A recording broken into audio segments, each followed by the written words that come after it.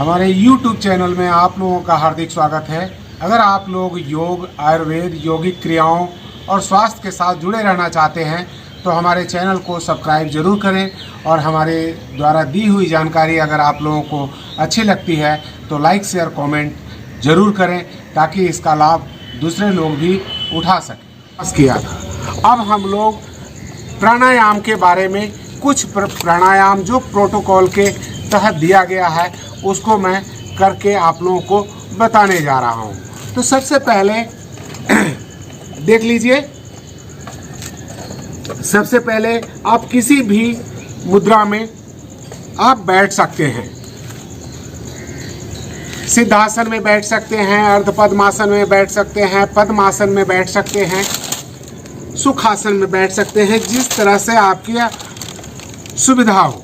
ध्यानात्मक आसन में आप बैठ जाएं और सबसे पहला प्राणायाम हम लोग करेंगे कपालभाति प्राणायाम। कपालभाति प्राणायाम करने के लिए एक लय के साथ, तेजी के साथ श्वासों को एक लय के साथ बाहर निकालना और लय के साथ श्वासों को फेफड़े में भरना, ये कपालभाति प्राणायाम कहलाता है। तो कपालभाति प्राणायाम से हमारे 99% तक की बीमारियां बिल्कुल ठीक हो जाती है।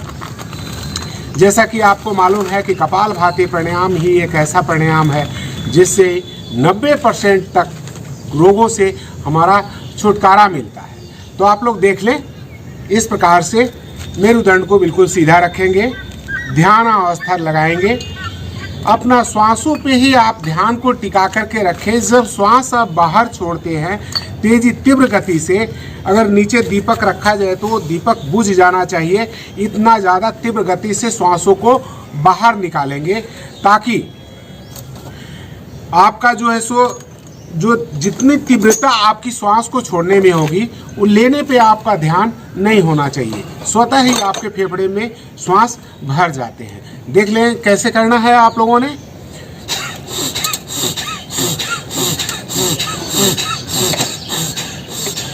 जब आप श्वास बाहर छोड़ेंगे तो नाभि के पास से एक स्ट्रोक लगेगा और आपके पेट अंदर की तरफ जाएंगे। बार बार यही क्रिया करना है। और जब आप श्वास बाहर छोड़ते हैं तो मन में ऐसा विचार रखना है कि हमारे शरीर की जो भी तकलीफें हैं, जो भी रोग है, जो बीमारी है, उससे मुझे छुटकारा मिल रहा है, उन श्वासों के जरिए वो बाहर निकल रहा है। इस मनोभाव के साथ करेंगे, पूरे विश्वास के साथ करेंगे। इसे ही कपालभाति प्राणायाम कहते हैं। इसके बाद अनुलोम विलोम प्राणायाम करने के बारे में मैं बता देना चाहता हूँ आप लोगों को। तो ये जो प्राणायाम है, इसके लिए सबसे पहले आप तर्जनी उंगली को अंगूठे के नीचे इस प्रकार से गदेली में दबा देंगे तो बहुत अच्छा रहेगा। करते तो बहुत लोग हैं अनुलोम विलोम, लेकिन आसानी से कर सके इसलिए आप लोगों को मैं बता रहा हूँ। तो दाहिनी नासिका को बाएं अंगूठे से हम दबा देंगे और जो आपकी मध्यमा उंगली और अनामिका उंगली ये दोनों फ्री हो जाते हैं ताकि हम बाएं नासिका को दबा सके आराम से बिना श्वासों के अवरोध के। तो हम क्या करेंगे, सबसे पहले बाईं नासिका से लंबा गहरा श्वास लेंगे, कम से कम जितना आप ले सकते हैं। 5 सेकंड में श्वासों को फेफड़े में भरेंगे। जितना आप फेफड़े में श्वास भरेंगे उतना ज़्यादा लाभकारी होगा। तो हम सबसे पहले बाईं नासिका से श्वास भरेंगे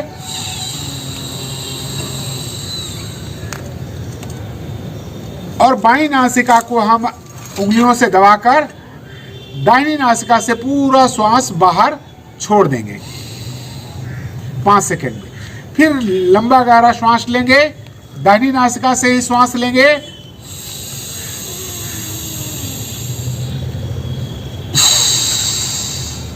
और बाईं नासिका से छोड़ देंगे। यानी कि बाईं नासिका से श्वासों को आप लोगों को लेना है, दाहिनी नासिका से छोड़ना है और फिर दाहिना नासिका से ही श्वासों को लेना है और बाईं नासिका से छोड़ देना है। ये कम से कम 20 सेकंड में एक चक्र हो जाना चाहिए। ये इसको नाड़ी शोधन प्राणायाम में थोड़ा सा विस्तार हो जाता है। नाड़ी शोधन प्राणायाम भी करते हैं जिसमें कुंभक वगैरह का प्रयोग किया जाता है, लेकिन अनुलोम विलोम में बिना श्वासों को रोके ही किया जाता है। तो आप लोग एक बार देख लें।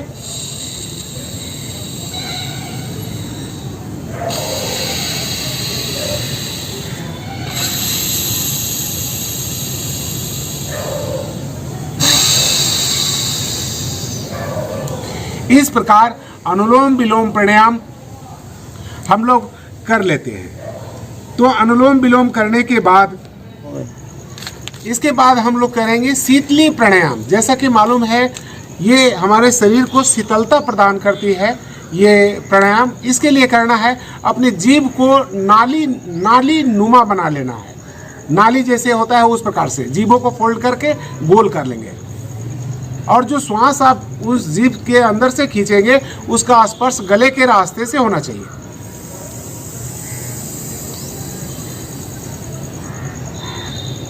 और श्वासों को नासिका से बाहर निकाल देंगे। ये आपको शरीर की शीतलता देती है, प्यास को कम करती है। गर्मी में जब महसूस हो कि हमारा शरीर गर्म हो गया है तो शीतलीकरण प्राणायाम में जिन लोगों को कफ की अधिकता ज्यादा है, टॉन्सिल है, शरीर में शीतलता ज्यादा है, वैसे लोगों को शीतली प्राणायाम नहीं करना चाहिए। दूसरा प्राणायाम है भ्रामरी प्राणायाम। भ्रामरी प्राणायाम करने के लिए दोनों अंगूठे से कान को बंद करते हैं, 3 उंगलियों से आंखों को ढक लेते हैं, 2 उंगली मेडिटेशन के लिए ऊपर रखते हैं, मेरुदंड को बिल्कुल सीधा रखते हैं, लंबा गहरा श्वास लेते हैं और ओम का उच्चारण करते हैं। भंवरे के जैसा गुंजन होना चाहिए। ये मध्य वाली उंगली से नासिका को थोड़ा सा दबा करके रखेंगे इस प्रकार से।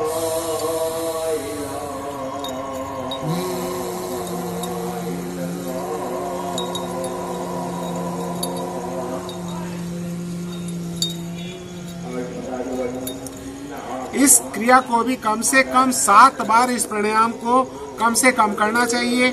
जो साधक डिप्रेशन में जा रहे हैं, जिन लोगों का मानसिक तनाव ज्यादा है, उन लोगों को या सिर का दर्द बहुत ज्यादा है, उन लोगों को कम से कम 20 से 21 बार इस प्राणायाम को जरूर करना चाहिए। इसके बाद हम लोग अंत में ध्यान प्राणायाम का प्रणव प्राणायाम करते हैं। मेरुदंड को बिल्कुल सीधा रखते हैं, किसी भी ध्यानात्मक आसन में बैठ जाते हैं और आंखें बंद रहती है और आपका ध्यान सिर्फ ओमकार के ऊपर में अपने श्वासों को बिल्कुल स्लो कर देना है।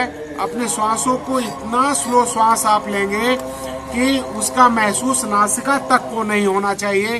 कम से कम 15 से 20 सेकंड में श्वासों को अंदर लेना है और 15 से ही 20 सेकंड में श्वासों को बाहर छोड़ना है और आपका पूरा ध्यान उन श्वासों के ऊपर टिका करके रखना है।